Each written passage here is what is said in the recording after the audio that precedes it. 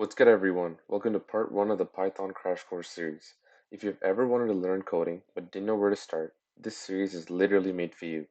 We're going step by step, beginner friendly, and by the end of this video, you'll already be making your own mini programs. Let's get right into it.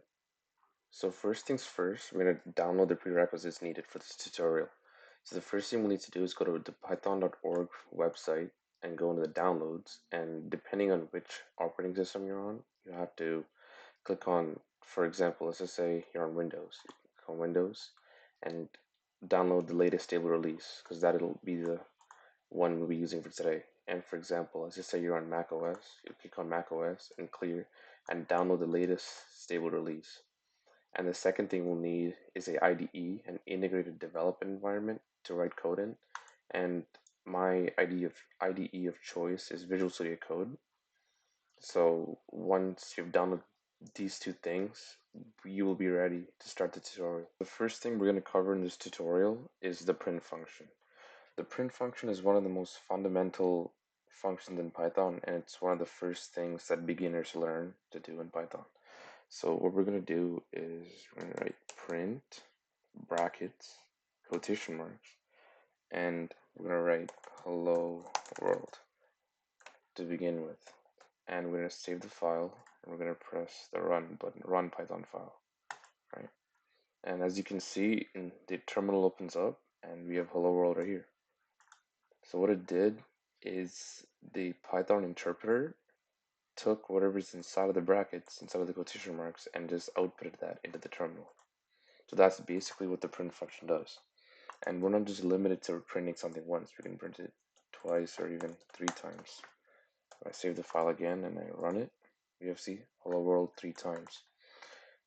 And it executes it in descending order. So it goes from top, the first line, to the bottom line. And we can prove this by, let's just say I put something else here. I say I like pizza.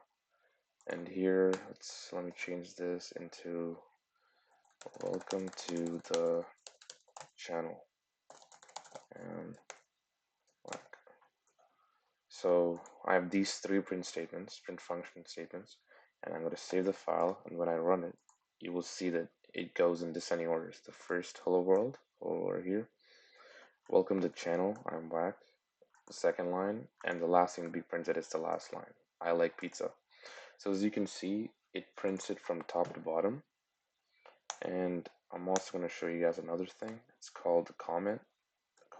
As you can see, I can just put anything I want.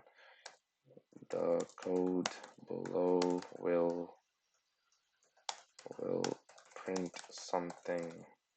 And what this is saying is this is a visual cue for us as the developer. So the Python interpreter will completely ignore whatever this is, and it won't even see what this is. So this is just a visual cue for anyone else reading your code to give them an idea of what your code is actually doing. So if I save this and run it again, it works exactly the same way, except for the fact that we have this comment here telling us what the code below is doing. And that's basically it. That is the print statement. Variables, one of the most important basics. A variable is basically a box where you store information so you can use it later. That is the simplest definition of what a variable is. And there's 4 types of variables in Python. There's the string, integer, float, and boolean. And we'll get into these later as the section goes on. So the way you define a variable in Python is first you give it a name, equal to sign, and then the value of the variable. Okay, so let's get right into it. So we're gonna make a variable called name, and this is gonna store my name, and I'm gonna put quotation marks, and I'm gonna put whack. So this variable right here would be known as a string. A string is basically anything in quotation marks. So it's basically a string of characters, right? So this is a string with inside quotation marks, and it's a string of characters. I would recommend when you're using variables to give them meaningful names so that you don't get yourself confused, and it's just big good practice in general. So this is a string, so I'm gonna put comments and put string, string. Start. Yeah. And the next variable we're going to look at is the integer. The integer is basically the same thing as it is in mathematics. It's basically just a positive or negative number with no decimal point, right? So we're going to make an integer. We're going to name it age, and age is equal to 17, right? This is an integer because it has no decimal point. And a number with a decimal point would be known as a float, right? So I'm going to name this, I'm going to comment integer, and now I'm going to make a float. A good example of a float would be, in real life, would be like pi, right? Pi is an irrational float. It'd be 3.14. I've rounded it up just for this example, but as you can see, the only difference between these two is that this number has a decimal point, whereas this doesn't. So this is a float. And the last data type we're going to look at is the Boolean. The Boolean is basically just a variable that can store true or false, right? So a good true or false would be is student, right? Is student is basically a question, and we're going to answer it by saying it could either be true or it could be false, right? So this is a Boolean. It can store true or false values. So for this case, we're going to make it true. We'll name it bool. So there's many ways we can print out variables and use variables. So the most use case is like this. We can use print, and let's just do name for now, okay? So what this is gonna do, it's gonna print name, and the value of name is equal to whack, right? So you guys can just take a guess, take a minute, take a moment, and just think about what the output will be, okay? And we're gonna run the program right now. You can pause the video and just think about what the output will be, but I'm gonna print it right now. And as you can see, it prints it out whack, right? Because name is equal to whack. So the Python interpreter basically just took whatever the name value of name is and just stuck it in here instead of name. And so this line is equivalent to this. These two would be equivalent, but this is a way better way of doing it because it gives us dynamic programming, which is very important. We can also print the integer, right? We can do age. If I save the file and run it again, we're going to get whack and 17 because age is equal to 17 and we're printing out age, right? And now let's look at string concatenation. So that's the action of adding two strings together, right? So let's make another string. Let's name it name2, name underscore 2, and make that equal to Bob, no, Bob, right? So we have two strings, whack and Bob, and let's just say we want to print both of them. We want to add these two strings together. So what we can do is say print plus name2, right? So what this is going to do is going to take name and it's going to add it to 2, no, name2. And if you save the file and run it again, we get whack Bob because name is equal to whack and we're adding Bob onto whack. So we get whack and Bob. So let's do that one more time. We're going to do print name plus age. So right now we're going to add a string to an integer, and you guys should pause the video and take a moment to think about what's going to happen here. So I'm going to save the file, run the program, and when we do so, we're going to get an error. File traceback error, type error, can only concatenate string, not integer to string. So what this error is basically saying is that we can only add data types of the same, no, we can only add variables of the same data type together. So in this case, we have name, which is a string, and we have name2, which is also a string. So this concatenation is valid. But in the second print statement, we have name, which is a string, but we're adding it to age, which is an integer, which is an invalid concatenation because we're adding two different data types together, which is not valid in Python. So we can't do that. But if we do want to still print them together, what we can do is print, comma, age. So what this is saying is that I want to print name, also age in the same print statement. So if we run this, we're gonna get whack space 17. So whack, which is name, and 17, which is age, and is separated by a space because of the comma. So that's basically how you would print and add variables together. Now let's look at how to change the value of variables. So let's just say you had your birthday and now your age incremented by 1. You're 18 years old. So what you would do is say age is equal to age plus 1. So what this is saying is age plus 1 is equal to age. So we're reassigning age to be age plus 1, which is 18, right? So this is the equivalent of saying age is equal to 17 plus 1, which is just equal to 18, right? So now, if we do age plus 1 and we print just age, we save the file and we print just age, only that, we save the file, we're going to get 18. And to prove to you the value did actually change, I'm going to print age before I change it and then after I change it. So I'm going to print age once as 17, incremented by 1, and then print it again. So if I run the program, you get 17, and then we added 1 to it, and then it became 18. So that is how you change variables. But there's also a better and cleaner way to do this, as writing age is equal to age plus 1 could get pretty redundant and boring. You do age plus equals 1.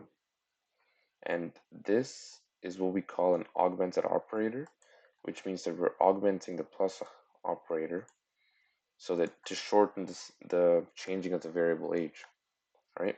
So this and this are equal to the same thing, but this is shorter and way more useful because it's, well, easier to write. So if I remove this and if I save the file, we're gonna get the same output, 17 and 18. So that's how you change variables. And let's do another example.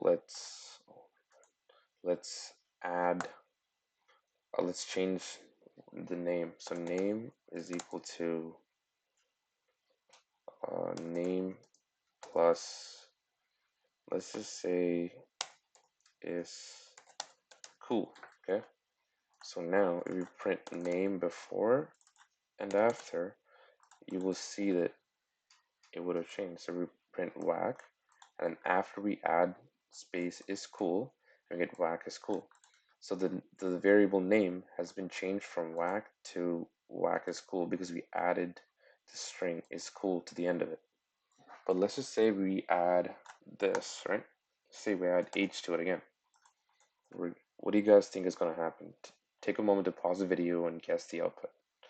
So if I run the program, we're getting an error again because we are adding a string to an integer, which is not valid in Python or in any program language for that matter. So that is how you change variables. And now let's look at, now let me prove to you guys that these data types are what they are. So in Python, there's a function called type. So if you put type and you open brackets and then you put in a variable, let's say name, right? So let me just delete these and let me just run the program. As you can see, that nothing is going to get outputted because type, because we're not really printing anything to the terminal right now. We're just calling type. But if I do print type name, what's going to happen is that, I'm just going to delete this. What's going to happen is that, look, we're going to get class string. So what this is doing is printing the data type of name, which is class str, meaning it's a string. We can do the same thing for age. So if we save and run the file, we're going to get integer, proving that age is actually an integer. And let's do pi, see what we get for pi. I get floating point number, float, meaning it is a float because it has a decimal point. And let's print is student as well to see the type of is student. And we get boolean because it's a boolean, right? So that is how variables work in Python. time you've all been waiting for. We're going to talk about user input, finally. Okay, so user input is the act of getting input from the user themselves, right? So in Python, the way we do that is say input, and that's it. That's basically it. So let's just run this program and see what happens. So if we do that, as you can see that it doesn't nor actually run the finish the program fully as it would normally would. It waits for any user input at all, right? And it's gonna wait for the user input, and once we give it, it's gonna end the program. So let's just put enter, and as you can see, the program ends immediately. Whereas if I just remove the input, save the file and run it again, it's not gonna do anything. But if I bring the input back, save the file, and I run it again, it waits for the user input, and once there's user input, it executes, right? So that's a very key thing that as a beginner you should know about, that user input makes the program wait, and then after the user input is given, it executes, or more specifically, the enter key, right? So let's just put here, how old are you? Question mark, and save this, right? And if we run the program, how old are you? So now I have the option to tell the program how old I am. Let's say 17, and I press enter. But the program ends immediately, and we lost what the value was.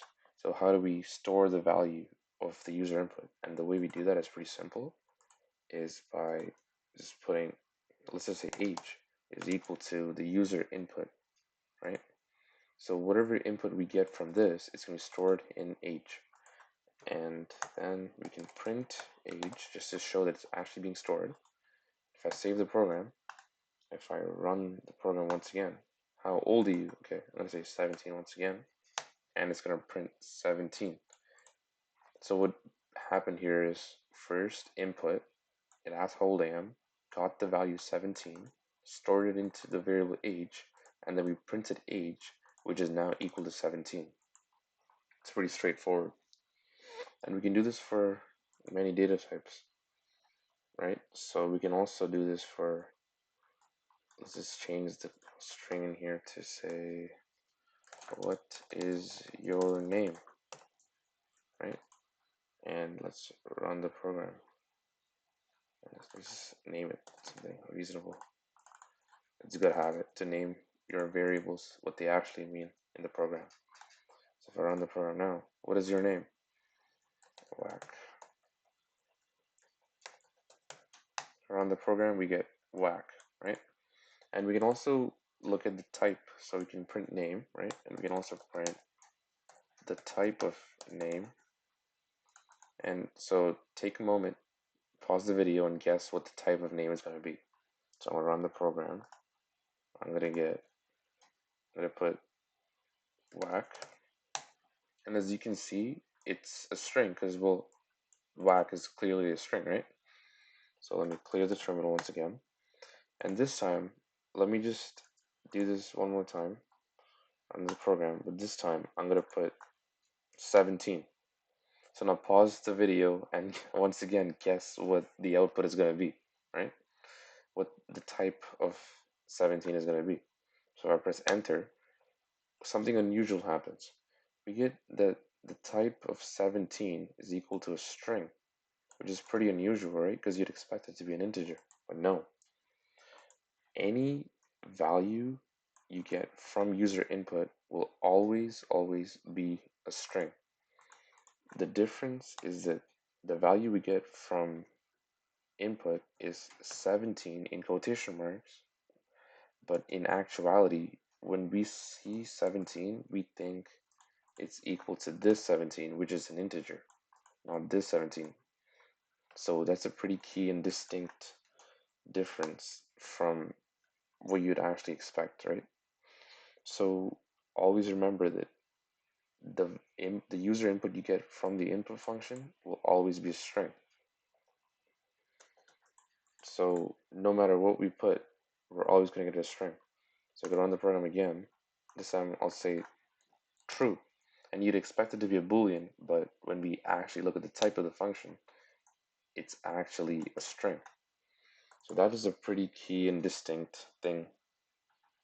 So let's just do, let's just make a simple calculator, right? Let's do number 1, and let's also do number 2. That is going to be equal to input. And let me change the first input. So let me do enter your first number. Let's also do enter your second number. Right?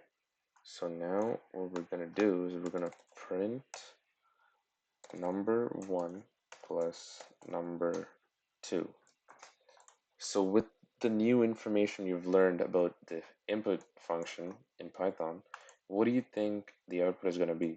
Is it going to be the addition of the two numbers we enter, or is it going to be the concatenation of the two numbers we enter? So we're going to save the file. We're going to clear the terminal for a better view. We're going to run the program. So let's just put the first number. We're going to put 1, right? I'm going to put the second number, also 1. And obviously 1 plus 1 is equal to 2. But when we press enter, we're going to get 11. Because what Python really sees is 1 plus the string 1, which is equal to 11. Because when you add 1 and 1, you get 11 when you add the two strings together, which is a pretty big issue when we're trying to make a calculator. So what we can do is we can convert the value we get from the input from a string to an integer. And the way we do that in Python is using the int function, right? So the int function, what it does is it takes whatever values inside of its brackets and converts it to an integer.